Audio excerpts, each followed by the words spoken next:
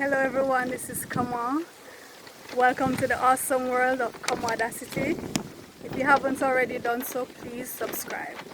Now I'm back on the roof and it's very windy. Typically I don't shoot on the roof because the wind takes my voice away, and I'm very soft spoken as it is. But the thing is, now this story took place on this very roof, so I had to come up to the roof to film, to show you exactly what I'm talking about. Right now, I had an altercation with my building contractor about a year ago.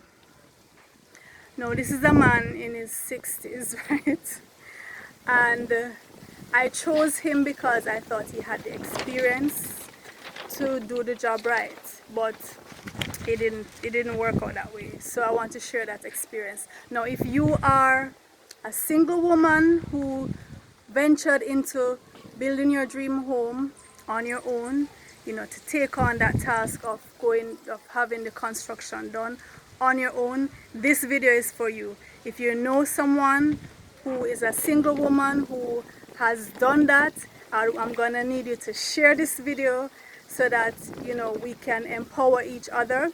I'm sharing this experience as a single woman. This is what I went through, and the reason why I'm stressing this fact of being a single female and doing this is because very often women are discouraged from venturing into these areas. If you're buying a car, many women would want to take a male with her just to be there. If you're buying a house, if you're building a house, you need to have that male presence. This is what you're being told, that you can't do it on your own.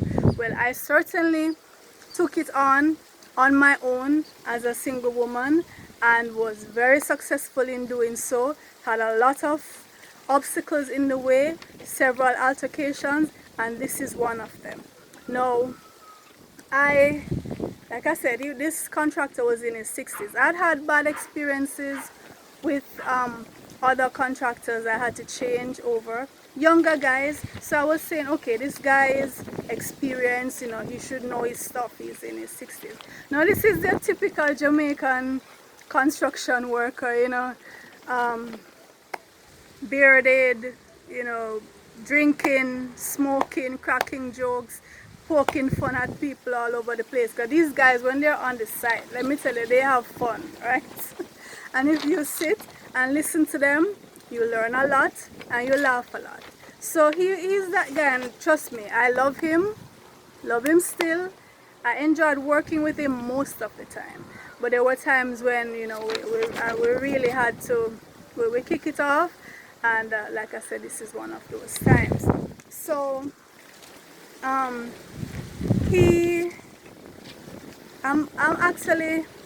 I'm glad it didn't happen. I threatened to kick him off the roof, right? And I'm going to tell you why in a minute. Before I do that though, I want to show you, and this is why I brought you up here in the wind. I need to show you where he would have fallen if I had actually kicked him off the roof. So, if you're scared of heights, and if you get woozy, easily, don't look at this part, okay? Skip to the next part.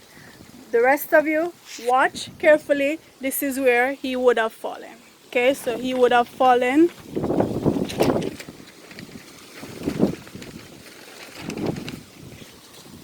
Okay, do you see that? Did you see that? 18 feet. 18 feet he would have fallen. Now I know you're saying, I know what you're saying, right? You're saying, come on.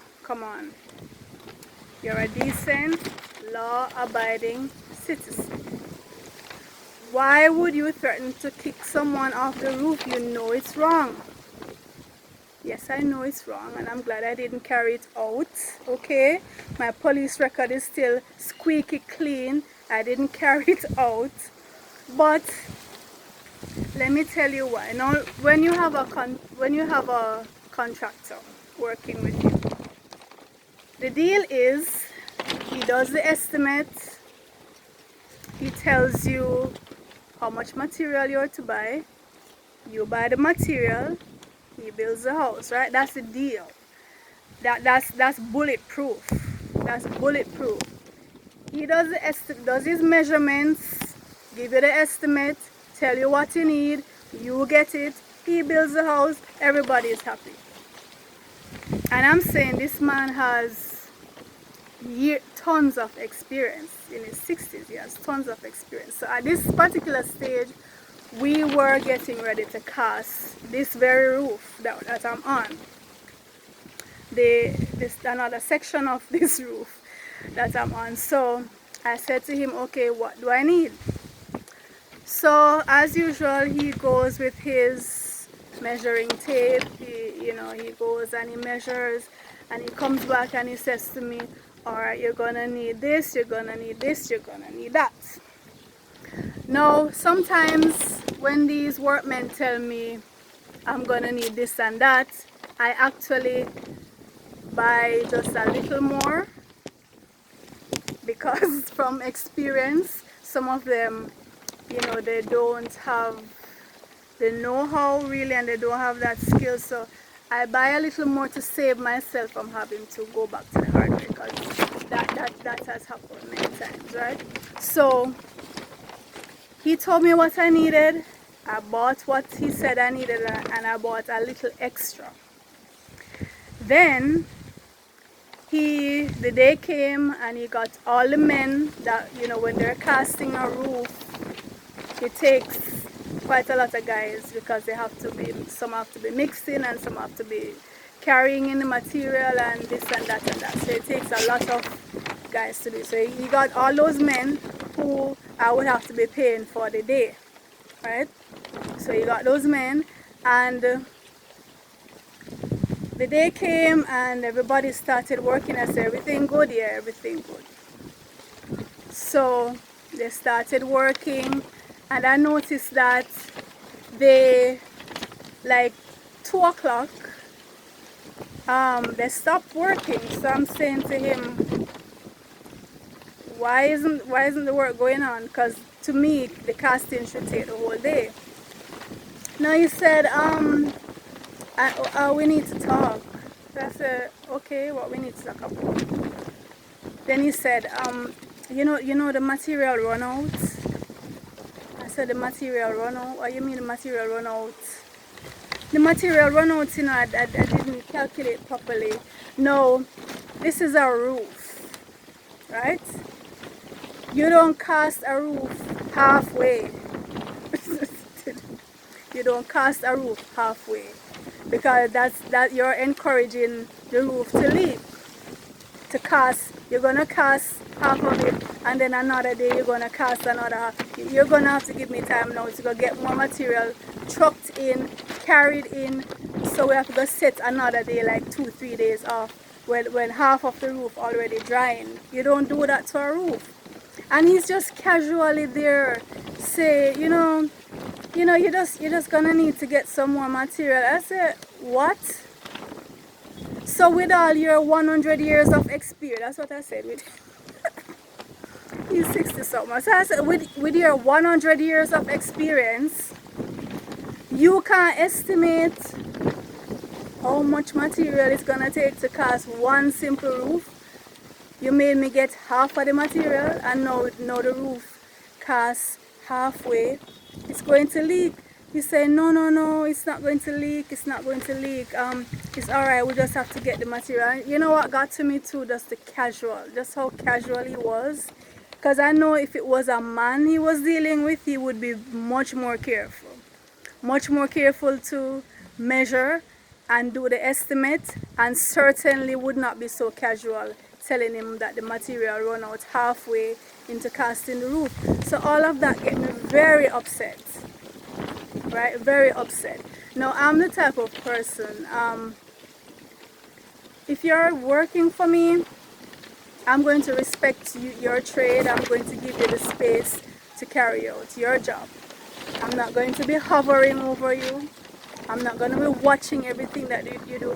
Now some persons, when they have men working for them, they count every bag of empty cement that is used, right?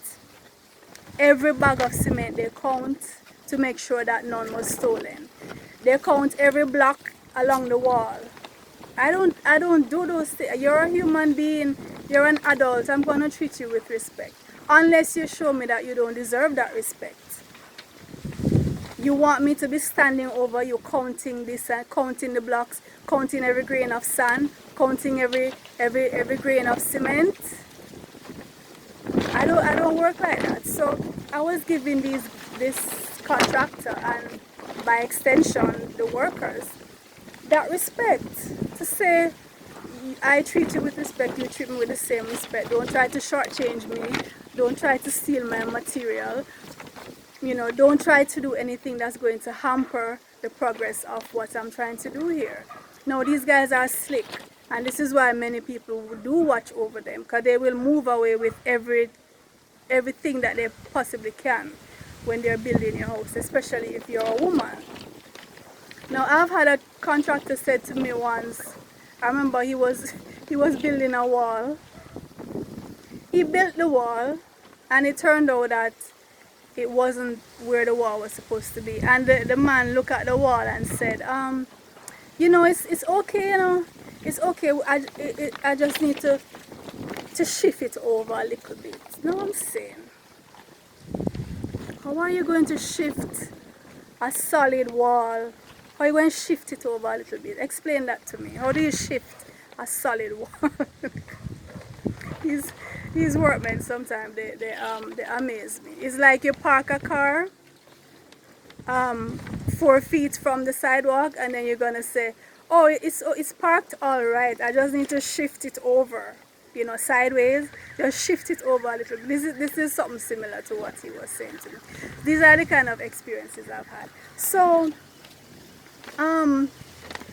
generally, you see, the people in my neighborhood, many of them don't know the sound of my voice, but on that day, I'm sure they heard me miles away because I was completely upset. And I gave him a piece of my mind. You know, he was there, you know, he was sitting on a block, you know, and he was saying, you know, it's like you saying I'm overreacting. I'm blowing things out of proportion. Why am I carrying on like this? So and he was sitting on a block close to the edge of the roof. This man was playing with his life. So after a while, I saw his lips moving. I didn't really, it's like I block out the sound that was coming because I didn't even want to hear anything further that he was saying. And I said to him, listen, move from the edge because I will kick you off this roof. If you know what's good for you, get up and move from the edge. So he quickly got up and he was saying, what?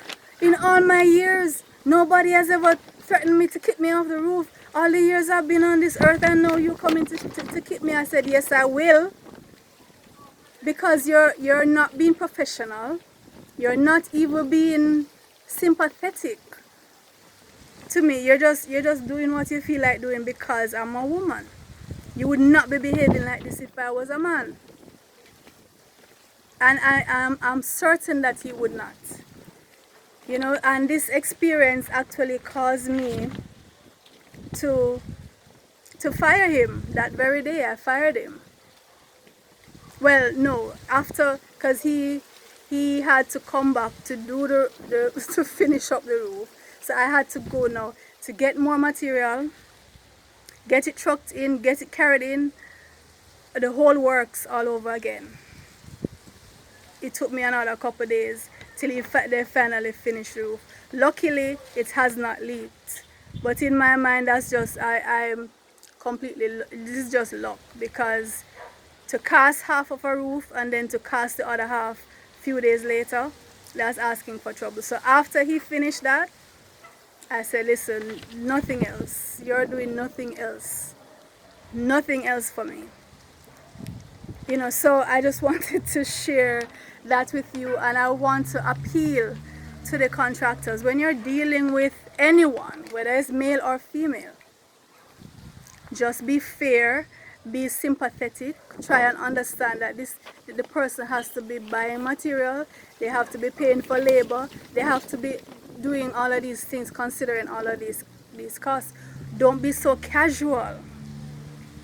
Don't be so casual. Don't feel like, okay, they have to go find the money to do it. That's not how it works. So I'm appealing to the contractors, and I'm also appealing to the women. Don't be dismayed. Don't be discouraged. If you want to build your dream home, you want to take on that project on your own, by all means, go ahead and do it. I did it. Mine is not all the way complete because I keep thinking of other things to do, but almost done, and I'm very proud of it. And I had to handle these men one set after the other, and I'm proud of the way that I stood up to them and let them know, you're not going to, this is not a walkover. You're going to do what you're supposed to do, or you're going to leave. Right, so I'm encouraging you, keep at it. Don't give up your dream. Don't feel like you need to have a man to be present for him to sit. You know, like Erica Badu's song called Tyrone, when she's trying to put the man out and he's like, he's not budging, and she's saying, well, don't make me have to get Big Mike. Don't make me go get Big Mike. Says like, he won't respond until you bring another man. No, that's not how it works. Right? That's not how it works. So comment and let me know if you have done this kind of work on your own. How did you do it? What were the challenges that you faced? Did you have to put a contractor in his place? Did you, well, hopefully you didn't have to kick anybody off the roof, right? But what happened? You know, how did you manage? Let me know. And as usual, like, share, and subscribe. And I'll see you next time